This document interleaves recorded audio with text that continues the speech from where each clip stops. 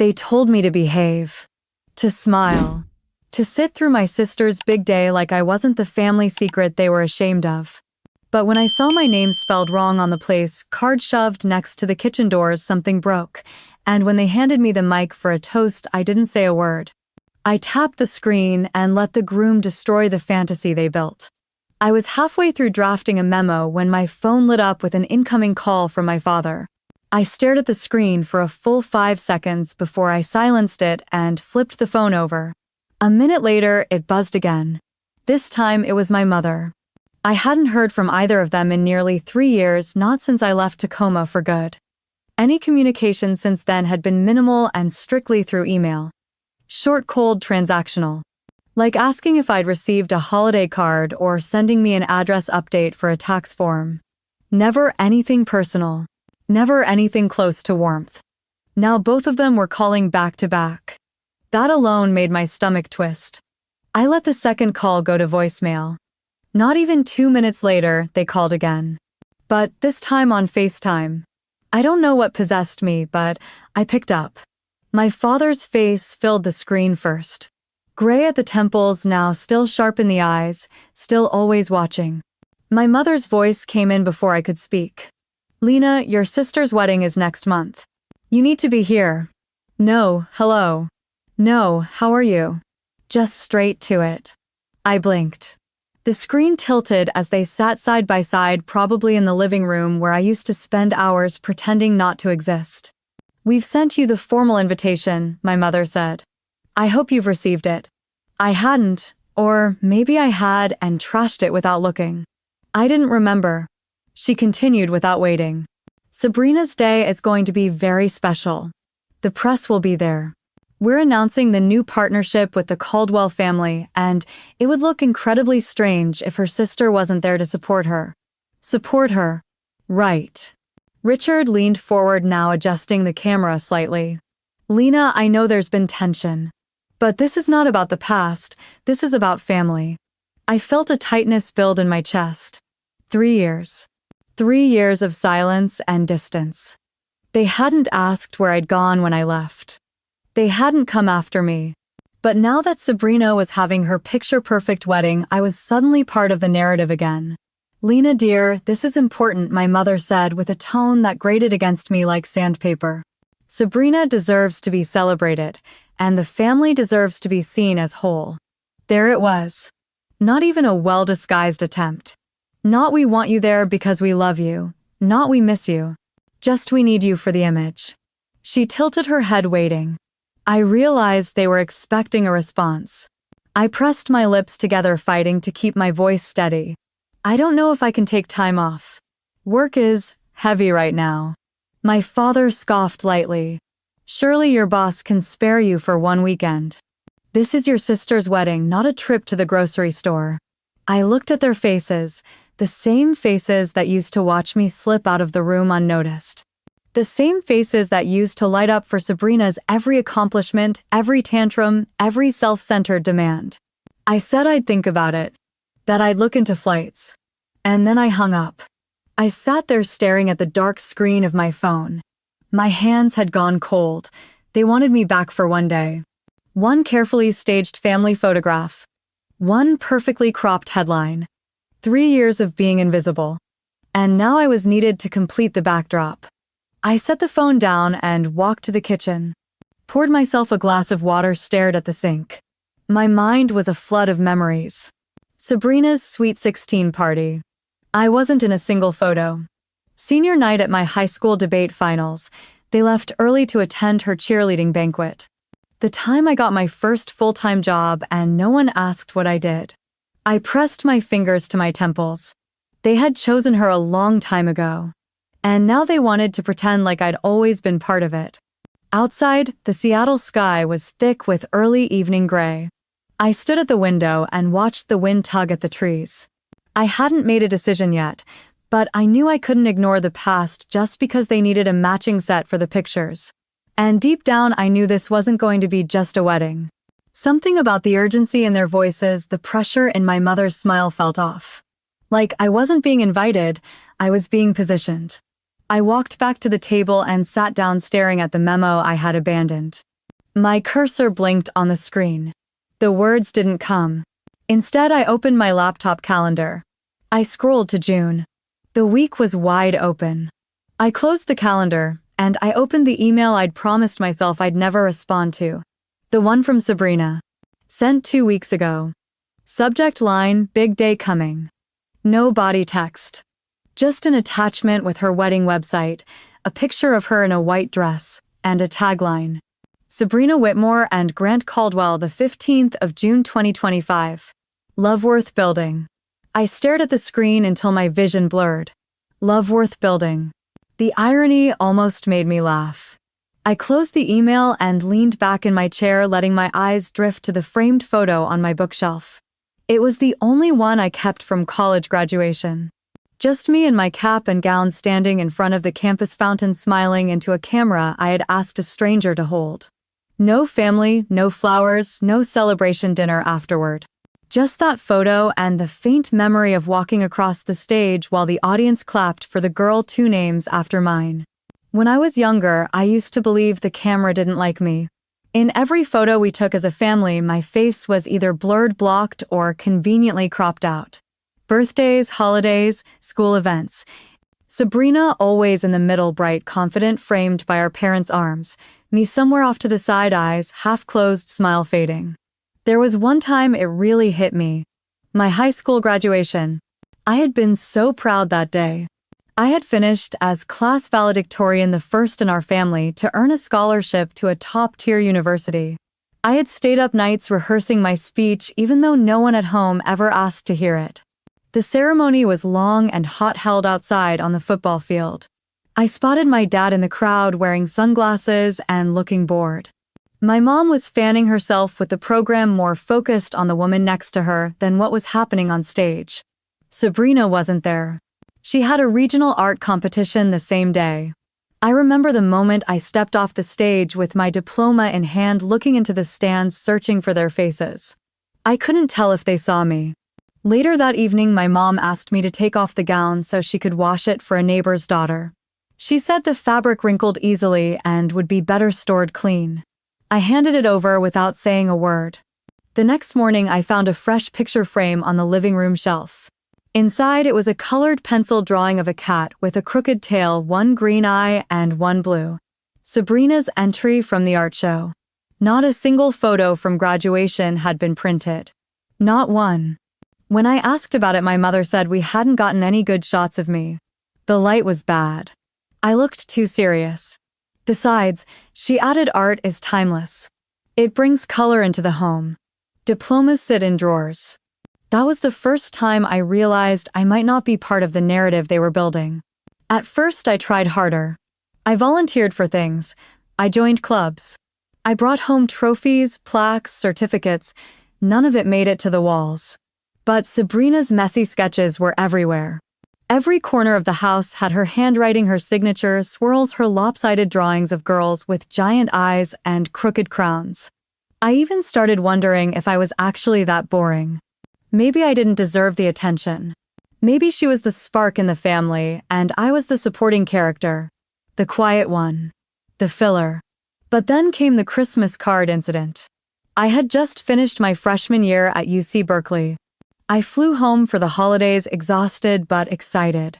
I had made the dean's list, gotten a summer internship lined up, even brought a few gifts I'd bought with the little money I had saved working part-time. When the family holiday card arrived a week later, I wasn't in it. They had taken the photo at Sabrina's school's winter art exhibit. It was her and our parents standing next to a painting she had done of a girl dancing in a snowstorm. The caption read, "Celebrating talent, love, and family." I was sitting right there when they opened the envelope and no one said a word. That evening, I went up to the attic and opened a box marked Lena's stuff. Inside were old birthday cards, a few school awards, and a handful of photographs. One of them showed me at 8 years old blowing out candles alone at the kitchen table. A paper plate and a cupcake. I was wearing a party hat with no one else in the frame. I remember that moment so clearly. It was the year Sabrina had pneumonia and Mom said we couldn't have people over. But she still baked a cake for Sabrina 3 months later when she was better and threw a belated party with 20 kids in the backyard. The memories kept piling up. The time I sprained my wrist at track practice and Mom told me to walk home so she could finish watching Sabrina's rehearsal. The time I got cast in the school play and no one showed up.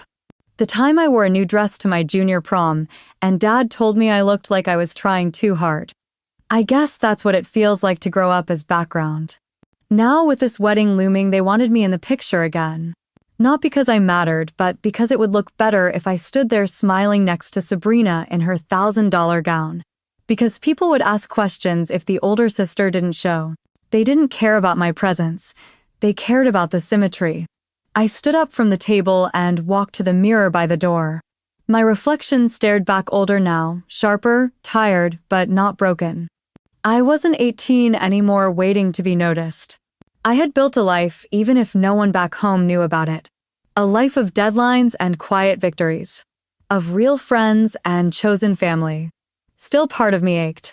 Not for their approval. But for what could have been. For the version of my life where I was enough simply for existing. The ache didn't last long. Years of silence had built a callus. It pressed now like a bruise beneath the skin, dull but there. I turned off the lights, left the empty glass in the sink, and climbed into bed without checking my phone. Let them wait. The apartment was quiet except for the low hum of the fridge and the distant sound of rain tapping against the kitchen window. I moved slowly barefoot across the hardwood floor, each step softened by the old throw rug that curled slightly at the edges. Something in my chest felt heavy, like the air had thickened since that call. I didn't want to sit. I didn't want to lie down. So I opened the drawer. It was the one beneath the small bookshelf in the corner of my living room, tucked between a stack of faded legal briefs and a half-used notepad from law school. I hadn't opened it in a while. I knew what was in there. My hands didn't shake, but my breath caught when I reached for the envelope. Cream-colored, soft to the touch, the handwriting on the front still as graceful as I remembered. Lena in cursive blue ink. The E looped wide just like she used to teach me when I was 6, and still believed cursive was some kind of secret code for grown-ups. I slid the letter out slowly. The paper was worn from the fold, but the scent of her lavender hand cream still lingered faintly, like she had written it just yesterday. I sat down on the floor cross-legged and read it for what must have been the 100th time. You do not have to prove anything to people who never bothered to see you. Live your life not for them to understand, but for you to feel free. You are enough as you are. I could still hear her voice when I read those words. Eleanor, my grandmother. The only person who ever truly knew me. She had come to live with me the last year of her life after the diagnosis had made it impossible for her to stay in that old house in Bainbridge Island on her own. I was working full-time, juggling cases, driving her to appointments, cooking meals she barely touched. But she smiled every day. Even when the pain crept into her bones and made her wince as I helped her into bed. I used to sit beside her at night listening to her stories. Not the ones she told at family dinners, not the polite ones about bridge club or her peach cobbler. These were the ones she had locked away. About running barefoot through the garden after rainstorms. About the first time she said no to her father and meant it. About how she fell in love with my grandfather during the war even though he left before she could say yes. About how sometimes surviving was the boldest act a woman could choose, and she listened to me. Really listened. She was the first person who didn't change the subject when I spoke about work, who didn't pretend to yawn when I brought home my research or stayed up late reviewing court filings. She'd ask questions, real ones. She wanted to know what made me tick, what drove me. She didn't once compare me to Sabrina. That final night she was lucid. Clearer than she had been in weeks. She took my hand and said, "Don't wait for them to love you the way you deserve. That's a ship that never left the harbor. But you, my girl, you can sail anywhere." The morning after she passed, the house felt cold. Not physically, but in a way that scraped at your ribs from the inside. I remember how I called Mom, voice trembling, telling her the time and asking if she needed help getting to the memorial. She said she'd think about it. Sabrina didn't respond to the email at all. 2 days later, I saw pictures on her social feed. Her in Tulum on a boat with some guy I'd never seen before, holding a margarita the size of her face, captioned something like, "Heaven can wait." I never forgot that. Never will. At the funeral, it was just me and a few of Eleanor's friends from church. A pastor who mispronounced her middle name. A florist who delivered the wrong bouquet. Still, it was peaceful. I read the eulogy myself. No tears came that day, not until I got home. I collapsed onto the couch and cried until my lungs hurt. And Mom. She sent a card. A generic sympathy card. Inside it said, "Hope you're taking care of yourself." Signed, Marianne. Not Mom. Just Marianne. I tucked the letter back into the envelope carefully and returned it to the drawer. My fingers paused as they brushed over the old photograph next to it. Eleanor and me in her garden sunflowers behind us, both of us laughing, her hand resting gently on my shoulder. There were no frames like that in my mother's house, none where I looked like I belonged. I stood up, exhaling slowly, trying to steady the storm inside me. I owed Eleanor more than just a memory. I owed her the promise I never said aloud. That I would not keep circling the same old ache. That I would not let them decide who I became. Maybe showing up to the wedding wasn't about them. Maybe it was about me. About saying goodbye properly. Not to Eleanor. I had done that. But to the fantasy that one day they'd turn around and see me. I picked up the letter one more time just to feel its weight. Then I whispered, "I miss you, Grandma." And for the first time in months, the apartment didn't feel quite so cold. The email landed in my inbox late on a Thursday night, subject line, "You might want to see this." It was from Jessica Chen, my college roommate from Columbia. We hadn't spoken in years aside from the occasional like on each other's holiday posts. Seeing her name made my heart lurch with something between surprise and dread. There was no message in the body, just a single video attachment. I hesitated before clicking.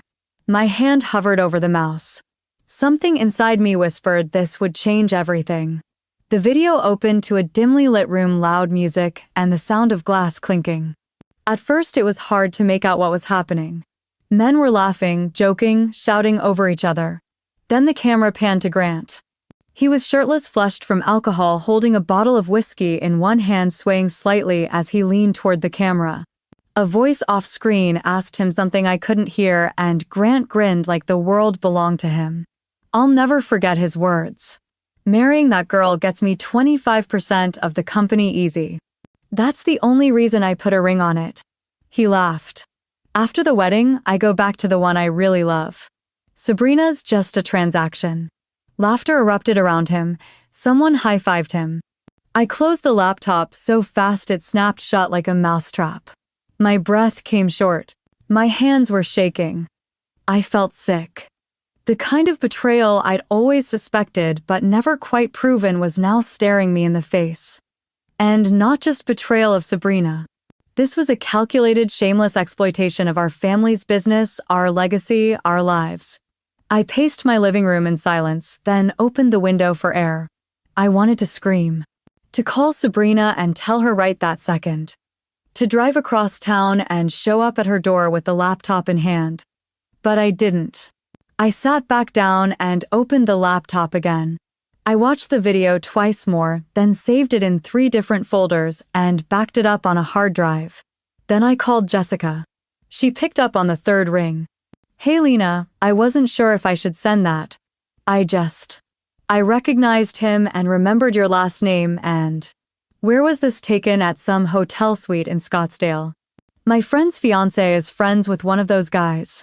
She was showing me clips from the party, and when I saw him say that, I knew it wasn't right. I swallowed hard. "Did you send it to anyone else?" "Number. Just you. I figured if you wanted to tell your sister, that should come from you. But Lena, be careful." "Thank you, Jess. Really." We said goodbye, but I didn't hang up immediately. I stared at my reflection in the black screen. For once I saw something cold and focused in my own eyes. The next morning, I didn't go to work. I sat at my kitchen counter with a legal pad and started making a list. 1. Keep the video secure. 2. Research potential implications, corporate fraud, prenup, breach. 3. Check Sabrina's wedding date. Time frame to act. 4. Call Malcolm. My hand paused at that one. Malcolm Foster had been my father's closest friend before Dad passed. He was a semi-retired attorney now, but he'd always had a sharp mind and an even sharper sense of ethics. I hadn't spoken to him since the reading of Dad's will. Back then, he was the only one who looked at me like I still belonged in the room. I picked up the phone, but didn't dial. Not yet. Instead, I replayed the video in my mind. Grant's smug face. The way he leaned into the lie like it was second nature. I wondered if Sabrina had any idea. Or if she was too lost in the glitter of it all to see the cracks forming beneath her heels. Later that afternoon, I went out for a walk around Capitol Hill to clear my head. The air was crisp and cool, the kind of spring day that tricks you into thinking everything's fine. People were walking dogs, sipping lattes, pushing strollers. Meanwhile, I had a time bomb in my hard drive and a sister about to walk into a marriage built on lies. I sat on a bench and watched two little kids chase each other with bubbles, their laughter rising over the breeze. Part of me still wrestled with it. Would telling her make me the villain? Would it look like bitterness? But this wasn't just family drama anymore. This was calculated deception, and it wasn't just Sabrina who'd be affected. The family business, our grandfather's legacy, was on the line. By the time I got home, I had made one decision. I wasn't going to act on emotion. Not yet. I wasn't going to confront Sabrina. Not until I had legal clarity. Not until I knew how deep Grant's intentions went. Not until I understood exactly how much was at stake. I emailed Malcolm. Subject line, need to discuss something. Urgent but confidential. In the body, I simply wrote, "Hi Malcolm, I hope you're well. I have something I need to talk to you about, and I would appreciate your guidance. It's about my sister's upcoming wedding and a potential legal concern that might impact the family. Let me know if you're available for coffee or a call this week. Best Lena." I hit send and sat back. The silence in the apartment returned heavier this time. Not cold, just waiting. I stood at the window for a long time, staring out at the streetlights casting their yellow halos on the wet pavement. My phone lay face down on the counter behind me, but I could still feel it there, like it was burning a hole through the granite with that damn video trapped inside. It was almost midnight, but I didn't feel like sleeping. I made a cup of tea I wouldn't drink and sat on the edge of the couch, just breathing, thinking, trying not to drown. And that's when the memory came back. Not gently, not as a whisper. It hit me like a door slamming open in a dark hallway. I was 23. Just a few years out of college, working at a nonprofit downtown, barely making rent but feeling hopeful for the first time in a long while. His name was Aiden. He was a law student doing a summer internship with a firm in Boston. We met at a community fundraiser. He was charming in a quiet way, all soft smiles and sleeves rolled up to his elbows. He listened more than he spoke, and when he did speak, he always looked you in the eye. It felt safe, easy, like I could finally stop bracing for the next storm. I introduced him to my family after 3 months. It was supposed to be a Sunday dinner. Dad grilled steaks. Mom made her over-salted mashed potatoes. Sabrina showed up in a backless dress and heels too high for the grass, late as usual, breezing in with her hair perfect and her voice loud enough to pull every orbit toward her. She was 20, then freshly dropped out of school for the second time, full of plans and disasters. Aiden was polite. I saw him smile at her once, then look back at me as if to reassure me that I had nothing to worry about. 2 weeks later, I came home to find him packing his things. He couldn't even look me in the eye. I remember his voice shaking. He said something about chemistry and confusion and needing to be honest. Then he walked out of my apartment and right into hers. I found out through Sabrina's Instagram, where she posted a photo of their hands intertwined over coffee. The caption was a quote about fate. I didn't even cry at first. I felt hollow, like someone had reached inside me and scooped everything out. I confronted her once. I was still shaking with disbelief with the rawness of it all. She looked at me like I was being dramatic. "You can't steal what isn't yours to begin with," she said. "Maybe you should learn how to keep a man." I told Mom. I needed her to say it was wrong. I needed someone to say I wasn't crazy for feeling betrayed. Instead, she sighed and told me not to make things worse between us. "Sabrina's young," she said. "She doesn't always think things through. You're the older one. Be the bigger person." It wasn't just dismissal. It was a slap I couldn't unsee. That moment carved something deep into me. Not just pain, a realization. I wasn't just forgotten in my family. I was disposable. That year I moved to a smaller apartment, declined family invites, blocked Sabrina's number, and started building a life where I could breathe without waiting to be replaced. I told myself I'd moved on, that it didn't define me. But the truth was I carried that crack inside me ever since. And now, years later, here she was again, about to marry a man who saw her as nothing more than a key to a vault. And there I was again, holding the truth, watching the fire start, wondering if I should let it burn. The part that twisted the knife wasn't just the betrayal, it was how familiar it felt. I picked up my phone and played the video again, this time with the volume up. Grant's voice was slurred but smug. He talked about the shares, about getting them after the wedding, about not having to deal with her once things were secure. One of his friends whistled. Another made a joke about prenups and blondes. Laughter. Clinking glasses. A toast to deception. I paused the clip and stared at the screen. I could send it to her. I could end it all tonight. But what would that make me? Vengeful, vindicated? Did I want to protect her, hurt her, warn her? Or was this finally my chance to choose myself? I set the phone down and walked to the kitchen sink. Ran cold water over my hands. My reflection stared back at me from the darkened window. Not crying. Not angry. Just clear. They had always chosen her. Protected her. Excused her. But they had never asked what it cost me. Not once. And now, for the first time, I was holding the truth. Not because I wanted to destroy anyone, but because I finally understood something no one had ever told me. Sometimes the only way to protect yourself is to stop handing people the knife. The apartment stayed quiet. My tea had gone cold. I didn't move to reheat it. Instead, I reached for my laptop and opened a new folder. I named it just in case. Richard texted me on a Wednesday just after lunch, asking if I'd meet him for dinner. Not at the house, somewhere neutral. He suggested a steakhouse in Bellevue, one of those dark wood and leather banquet places where the waiters remembered your name and your drink order. I said yes because I already knew what he wanted. When I arrived, he was already seated, wine glass half full, smiling like we were old friends catching up. He stood to hug me and called me kiddo. It was the same tone he used when I was 16, and he let Sabrina take the car I had just washed and waxed. Like everything could be smoothed over with a wink and a shrug. I sat down across from him, ordered water, and waited. He didn't waste time. Look, Lena, I know there's been tension between you and Sabrina and the family. I get it. I really do. He sipped his wine and leaned in. But this weekend's about joy. It's about moving forward. You showing up means a lot, but stirring up old stuff, that's not helpful, especially not now. I didn't say anything. He went on. Whatever happened in the past, I'm sure it felt big to you. But we've all grown. We're all different people now. I wanted to laugh.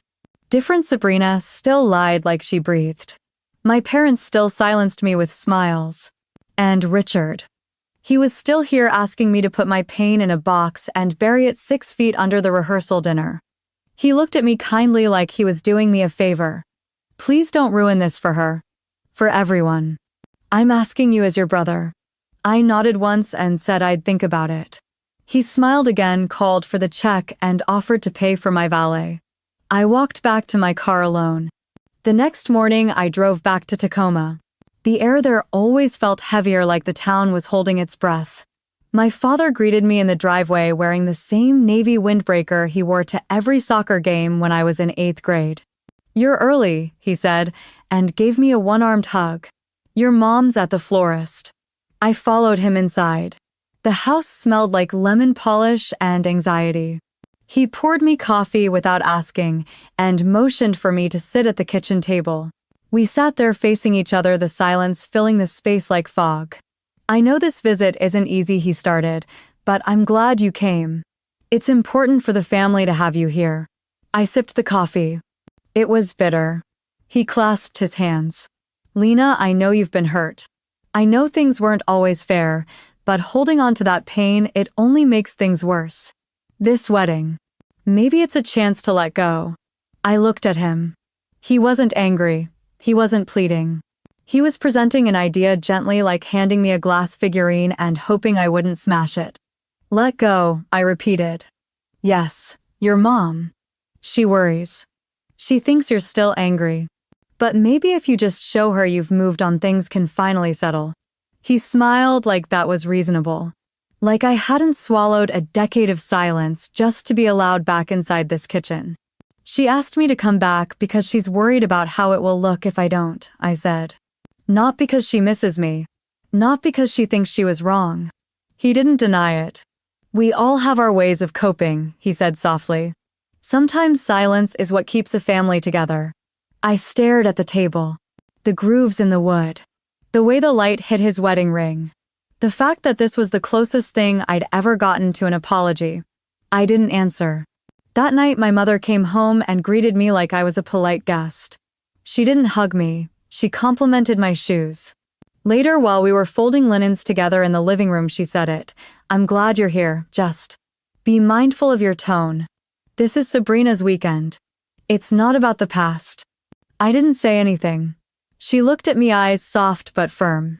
Keeping quiet is sometimes the kindest thing you can do for a family. I folded a napkin perfectly in half, then again into a triangle. The next morning I watched her fuss over the seating chart and rehearse her speech, which started with how blessed they were and ended with a toast to Sabrina and Mitchell's future. No mention of the daughter who once rewrote her college application essays 6 times just for a pat on the back that never came. But I smiled and nodded when she looked my way.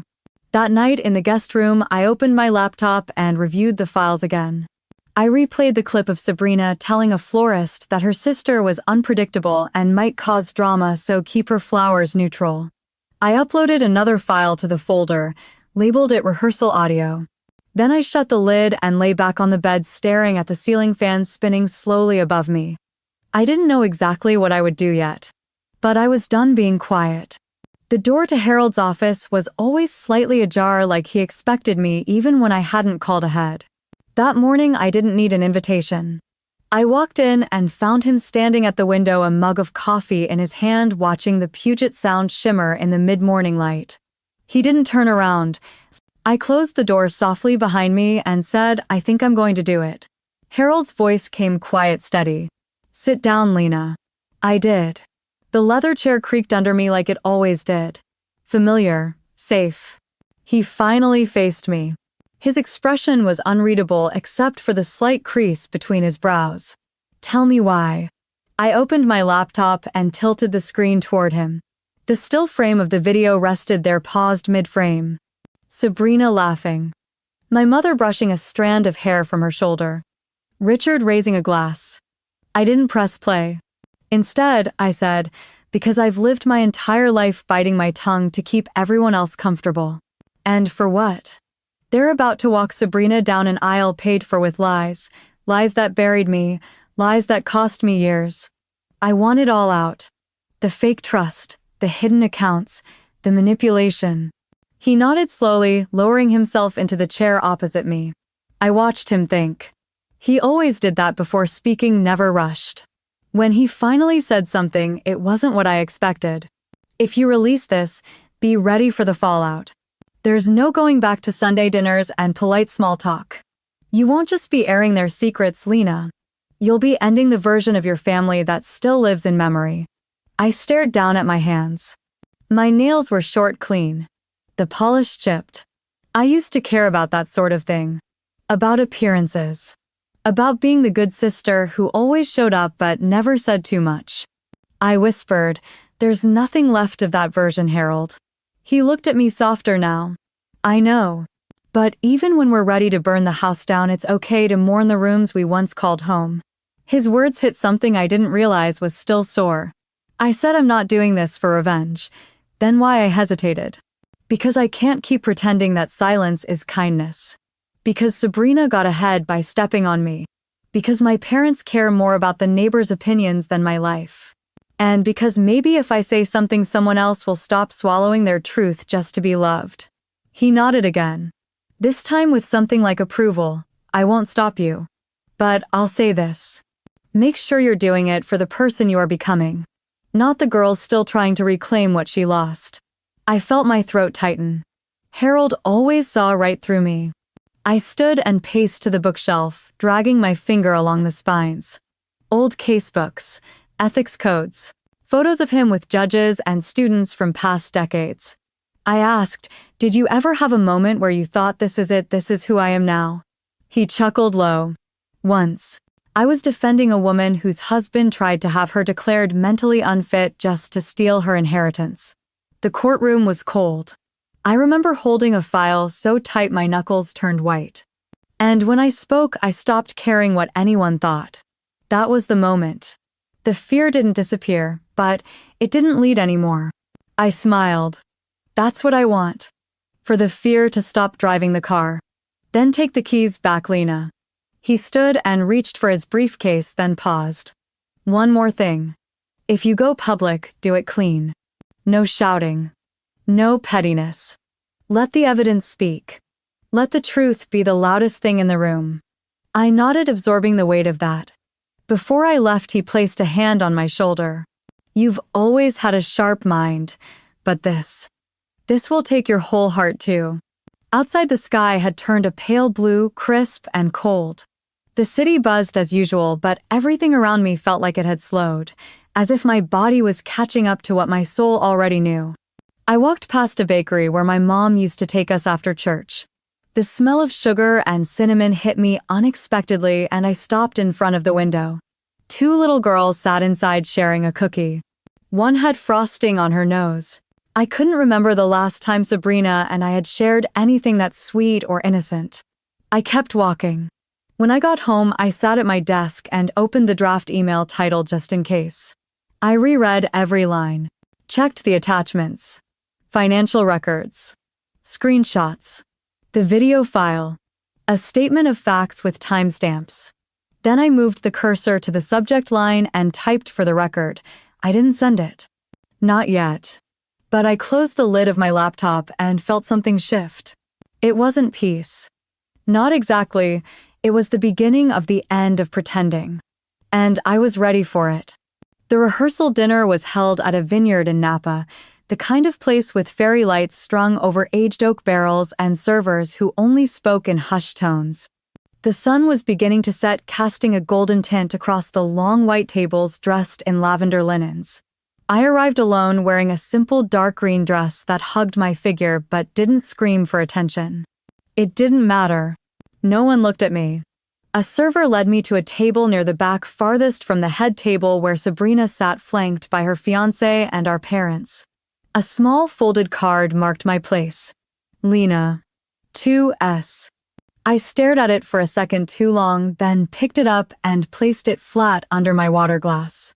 I sat beside a woman named Trish, one of Sabrina's coworkers from the fashion house in New York. She glanced at me with polite confusion, clearly unsure who I was or why I was there. I didn't offer an introduction. She didn't ask. We ate in silence. Sabrina never once looked in my direction. When the servers brought out the champagne for toasts, she clinked her glass to our parents, laughing, whispering something into Jason's ear that made him smirk. I caught my father scanning the room. His eyes swept past me like I was a coat rack in a hotel lobby. He raised his glass to someone behind me. Dinner was plated lamb with fig reduction and truffle potatoes. I took 2 bites. It tasted like paper. No one asked me what I was doing these days. No one asked where I lived, who I'd brought, or if I was happy. It was as though I'd arrived from a different orbit, briefly colliding with theirs before drifting out of frame again. I had expected the coldness, but not the precision of it. Not the way it had been choreographed like everything else about this weekend. I excused myself before dessert and wandered toward the vineyards. Rows of grapevines stretched into the hills, the leaves flickering under garden lights. It was quiet there until the gravel behind me crunched with approaching steps. I didn't need to turn to know it was her. My mother stood beside me, arms crossed, lips pursed as if even this air displeased her. She looked out toward the hills and said softly, almost sweetly, "Lena, I know you're hurt, but tomorrow is a big day. For all of us." I didn't answer. The silence between us wasn't new. It had aged, settled, grown thick like dust, She added, I know sisters have their jealousies. That's natural. But when the guests arrive, sisters stand together. That's how people see a strong family. I turned to her slowly, my voice calm. So this is about optics. It's about unity, she said quickly as if correcting herself.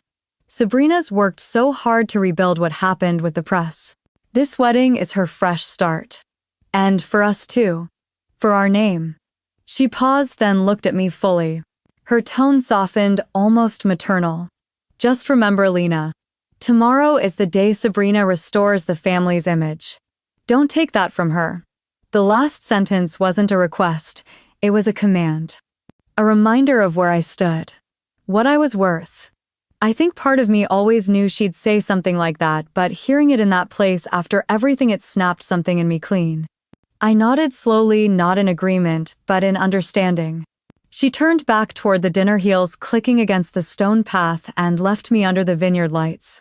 For a long time I stood there breathing in the cool air, letting the silence press against me like a second skin. There would be no miracle reconciliation. No whispered apology. No warmth. They didn't want a daughter, they wanted a placeholder. A shape that fit into family portraits but didn't cast a shadow. And if tomorrow was their coronation of Sabrina's new life, I would not be the silent backdrop they walked past. I looked down at my hands. They weren't shaking. For the first time in years, they were steady. Calm. I walked back toward the main house, slowly past the tables of laughing guests, past the floral arch they'd rehearse walking through tomorrow. Inside the guest room, where I'd been put second floor furthest from the bridal suite, I sat on the edge of the bed and opened my laptop. The file sat there untouched since Harold had transferred it. I double-clicked. The video loaded. I let it play once. Then again. Then I closed the lid. The night was dark now. The vineyard outside looked peaceful, unaware. But I wasn't. Not anymore. And neither would they be. The morning of the wedding came cloaked in sunshine and silence. Birds chirped as if nothing was about to implode. I stood in front of the mirror in my hotel room, smoothing the deep navy silk of my dress, my fingers steady, my face unreadable. Not too flashy, not invisible, just enough to be called up. I pinned my hair back low, simple and clean. There would be no tremble in my voice. No rage, just light and sound. The venue was a manicured vineyard estate in Napa Valley, all ivory tablecloths and imported flowers. Rows of white chairs curved around a gazebo draped in pale pink roses. Guests in designer heels and pressed suits sipped champagne under shaded parasols. I walked in alone. Nobody stopped me. That part they had made sure of. Being the sister was still enough for an invite, even if only by blood. I felt the eyes before I saw the stares. A few hushed voices trailed me. Probably wondering if Sabrina had really invited me or if I'd just shown up out of spite. But they quickly looked away. That was the role I was cast in for so long, the outlier. The quiet one. The one who could be erased with a shrug. Today they were about to learn something new. The ceremony had already begun. Sabrina stood radiant under the arch, her dress glittering like frost in the afternoon sun. Grant beamed beside her, oozing charm and control. My parents sat in the front row, proud and poised. I stayed in my seat until the ceremony ended and the MC invited everyone to the reception inside the main hall. The reception was as excessive as I imagined. Crystal chandeliers, filet mignon plated like art, a live string quartet playing pop songs with elegance. Every centerpiece looked like it cost more than my college tuition. I didn't eat. I barely sipped my wine. I waited. Waited for that part in every wedding where they pass the mic. Where someone from the family says something sweet and sentimental. And when the MC stood at the center of the dance floor, tapping the mic gently and flashing a rehearsed smile, I knew. We would like to invite the bride's sister to say a few words. The MC's voice echoed through the room. She added, the bride's sister-in-law, I mean. Sorry. Lena. A polite smattering of applause. Sabrina looked frozen. She hadn't expected this. Her hands gripped the stem of her wine glass like it was the only thing keeping her upright. I rose slowly. My heels clicked against the marble floor with each step. I reached the mic and smiled. Thank you, everyone. I won't take too long. I just wanted to share a small memory, something that meant a lot to me recently. I nodded to the AV tech near the stage. Just a little video. That's all. The room darkened slightly as the projector screen lowered behind me. The music stopped. The murmurs fell quiet. For 3 seconds, nothing happened. Then the screen lit up. It was a dimly lit video, clearly taken from someone's phone. Grant appeared seated on a leather couch, a tumbler of whiskey in his hand. His tie loosened, his voice thick with drunken confidence. Off-screen, a male voice asked, "So, what's the deal with Sabrina? You locking that down for real?" Grant laughed long and loud. "Sabrina, man, come on, she's a look. A brand. People love the boss babe thing. She gets me indoors with clients who'd never talk to a guy like me. She's a pass. A VIP wristband, temporary." Then he lifted his glass. "But hell, I'll ride that until it's inconvenient." Dead silence. I turned and looked at Sabrina. Her hand was at her chest. Her lips parted, shaking. One of the groomsmen dropped his fork. My mother's hand flew to her mouth. My father's face drained of color. And from the groom's side, a man who must have been Grant's uncle stood up fast. "Is this real?" he barked, looking toward Grant. "Tell me this is some kind of sick joke." Grant was on his feet now, stammering. "That's not what it looks like. I was drunk. I didn't mean any of that. I love Sabrina." But the damage was done. Another man, the father of the groom, maybe stood too. "I want a word outside. Now." Sabrina finally turned to me, tears caught on the edge of her lashes. "Lena, what did you do?" I stepped away from the mic. My voice didn't rise. "I didn't cry, I just said I let you show yourself. That's all." More commotion behind me. The screen went black. A bridesmaid tripped as she tried to rush forward, grabbing at the remote. Someone muttered about calling it off. I caught my reflection in the polished glass wall, a flicker of someone unrecognizable. Not angry. Not vindictive. Just still. And as Sabrina sank into a chair, face pale and disbelief washing over her like a tidal wave, I walked quietly back to my seat. No applause. No cheers. Only silence and the distant sound of $1,000 cake being wheeled away before anyone could cut it. The fireworks hadn't even started and the night was already burning.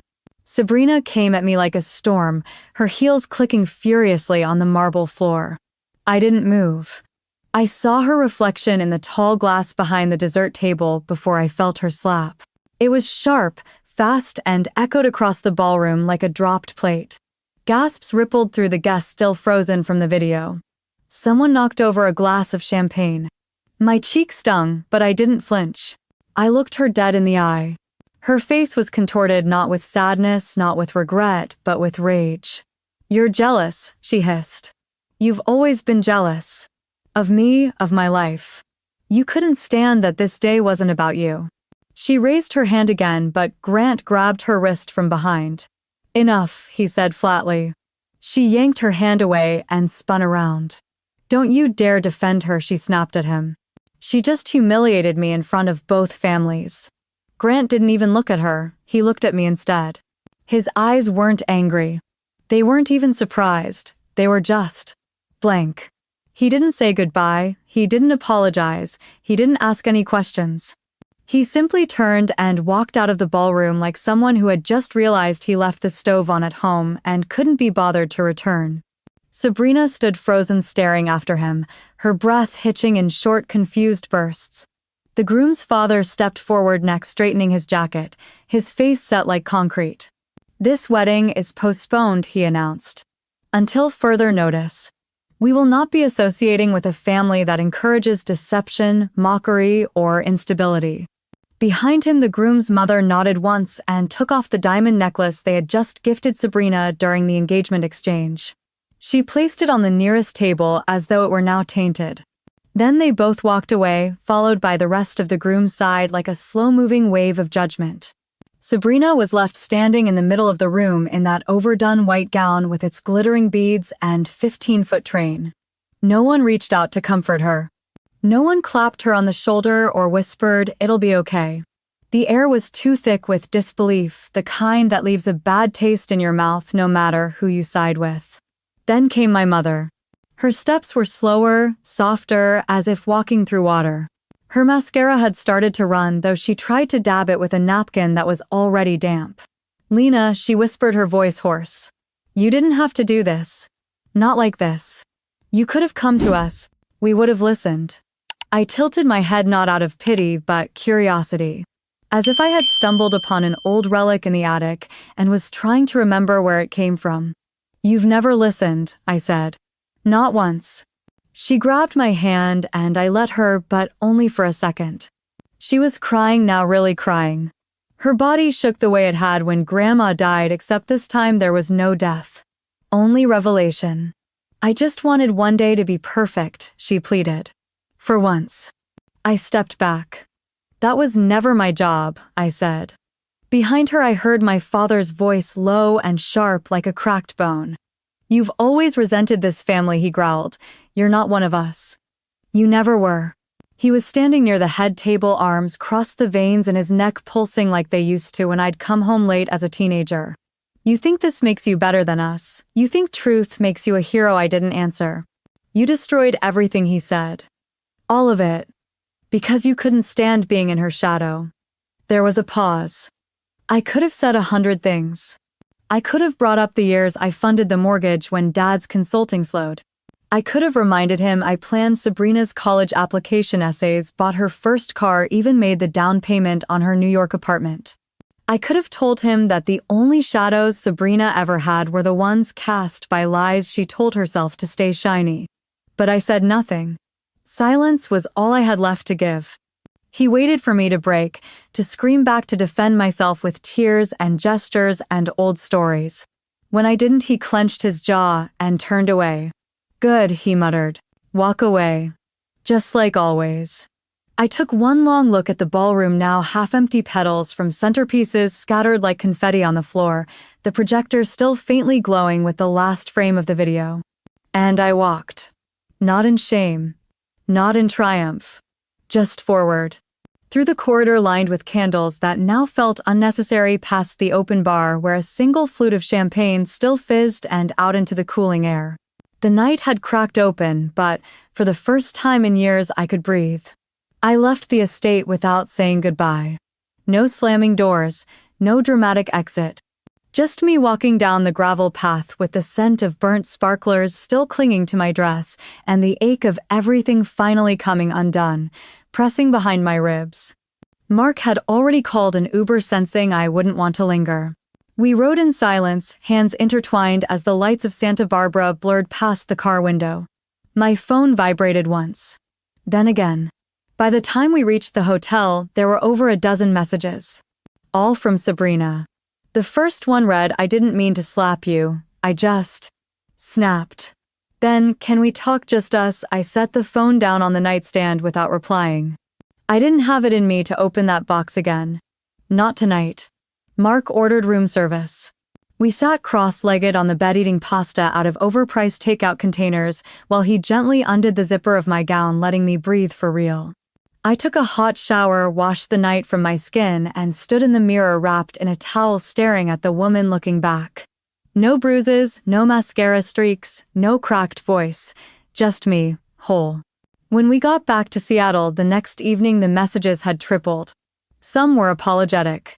"Mom's in bed. She won't eat. She's crying all the time.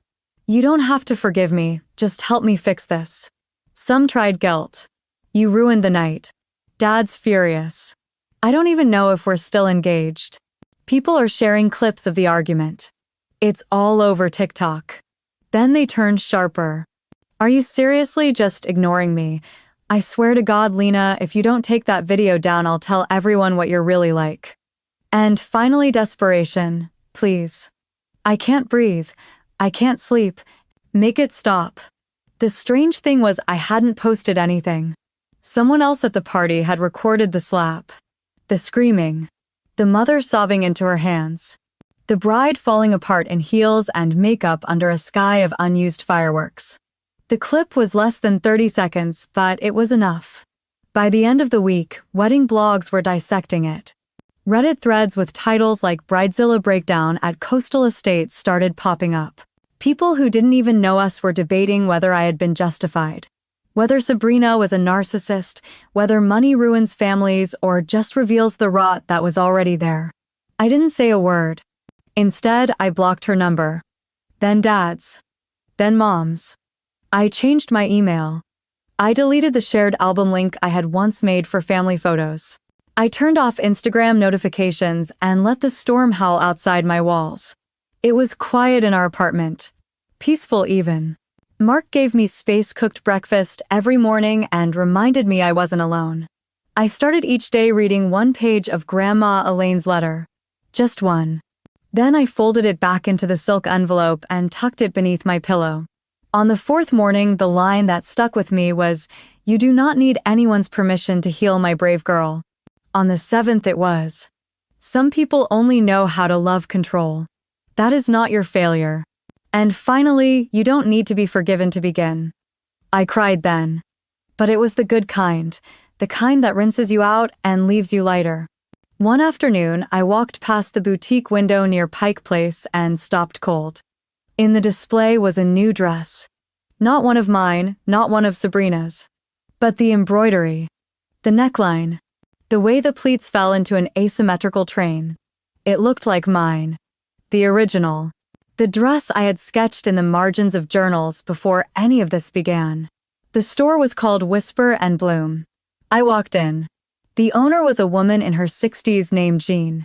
She welcomed me warmly like she'd been waiting. I complimented the design and asked casually if she did custom work. She smiled and said yes, but this one was different. It had been inspired by a story she read online. About a woman who stood silent while her family imploded.